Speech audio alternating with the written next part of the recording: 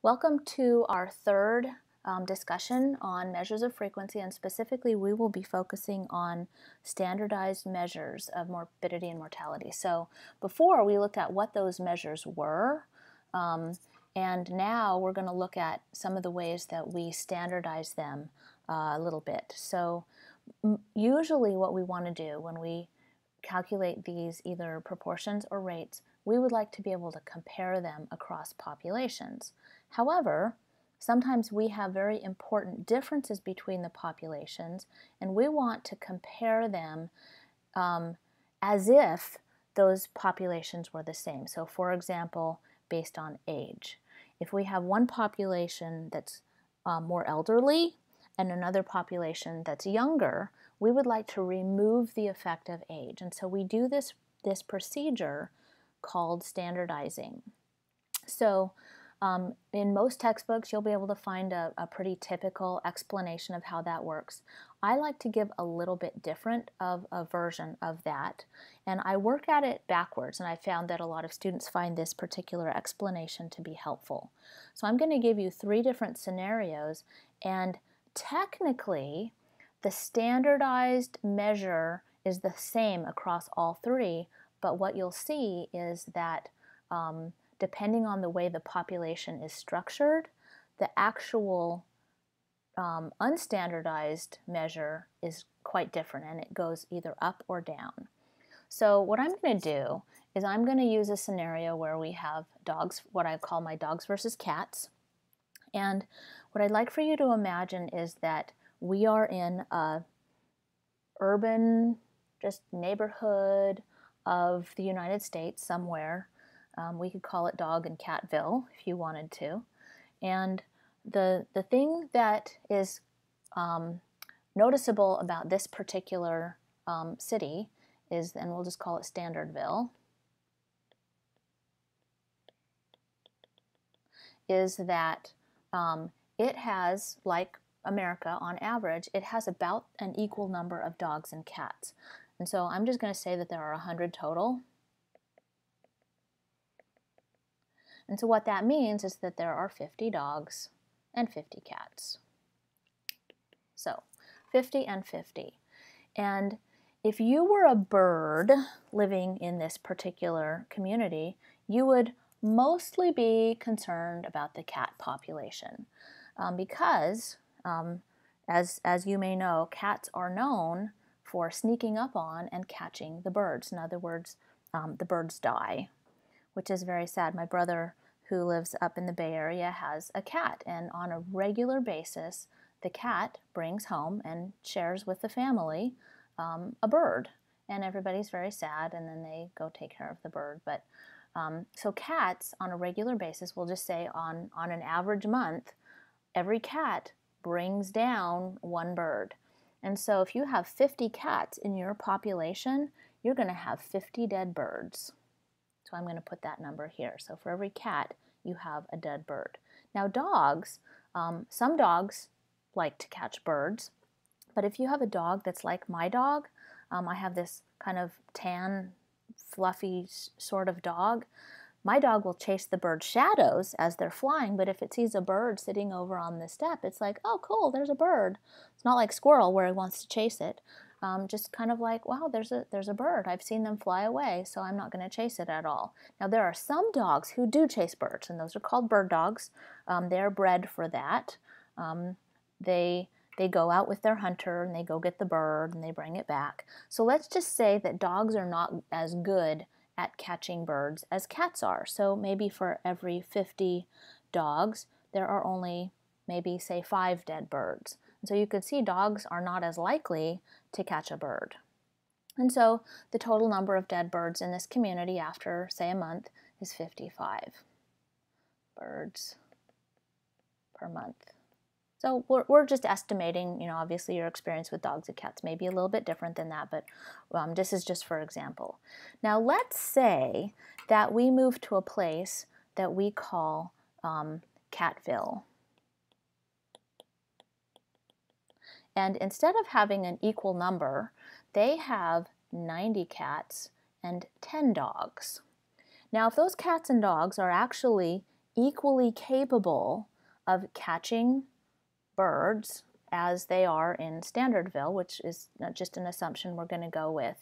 At the end of that month, you would have 90 plus 1 dead birds. So in other words, 91 birds per month. Do you see how these numbers are different? 91 is in fact different than 55. But the thing to notice about this is that based on this stratification between the dogs and the cats, they are actually equally effective. And so if we were to control for the kind of animal that lives in that particular neighborhood, these really have about the same effect on birds. Now we're going to do a third community called Dogville. And instead of having 50, this is where people really love their dogs, and there are a few cat lovers, so we're gonna leave 10 there. And when we get to the end of the month in Dogville, there are only, and hopefully you can do the math here with me, 1 and 10, 5 and 50, 9 and 90, but equal numbers for the cats. There are only 19 birds who met their fate in that particular month. Now these three numbers, 19, 55, and 91, are different numbers. So the actual unstandardized numbers are very different. You may need to have kind of different levels of care because here you've got so many birds that are dead. But if we wanted to standardize and remove the effect of the different distributions of dogs versus cats, then that's where these three populations are actually the same in terms of birds per month. So what we did in this particular scenario is we started out with a standard, and we recreated that given these changes in population configuration. That's the opposite of what you usually have to do in an actual real-life scenario. Usually we start with our different distributions, and I'm just going to call it age. Let's say instead of dogs and cats, we have people who are over age 65, and we have people who are 0 through 64. Now, people who are 0 through 64 are much less likely to die, just of a variety of different things. And so you can see here, the dogs were less likely to catch a bird. So this is the analogy. If you have a population that tends to be younger, so the vast majority of people fall into this category of not likely to die, then you are going to see that you have fewer deaths per month or year, or whatever your time frame is. However, then we take that population and we turn it into this, what we would consider to be a standard population. Similarly, if we have a population that tends to be quite a bit older, then we may see that they have a higher crude mortality rate or crude death rate, but the only reason is because their age distribution is the same. And if we were to take that population and turn it into the standard, we would actually see that that's not there, that we don't have more deaths because it's a dangerous place to live. We have more deaths just because we tend to have more people who are in this category that tend to be more likely to die during that time frame. So in real life, we start with these other categories, and we standardize them by moving towards the standard value. A lot of times we will use the scenario where we have people in Florida and people in Alaska, and the crude mortality rate is much lower in Alaska than it is in Florida. And you can look up the actual numbers by looking at an example. But is that because it's so dangerous to live in Florida and it's really safe to live in Alaska, or is it only because of this age difference where we have a higher percentage of people who live in Florida tend to be older and retired, and the people in Alaska tend to be younger and working? So if you were to standardize these, what we find is that Alaska actually has a higher standardized mortality rate than Florida does. And so it's actually more dangerous. If you were to look at this standardization, it's more dangerous to live in Alaska. So the key feature here is that if you remember that if you move from the standard values to a group that is higher risk, it's more composed of those people who are at higher risk, your mortality goes up.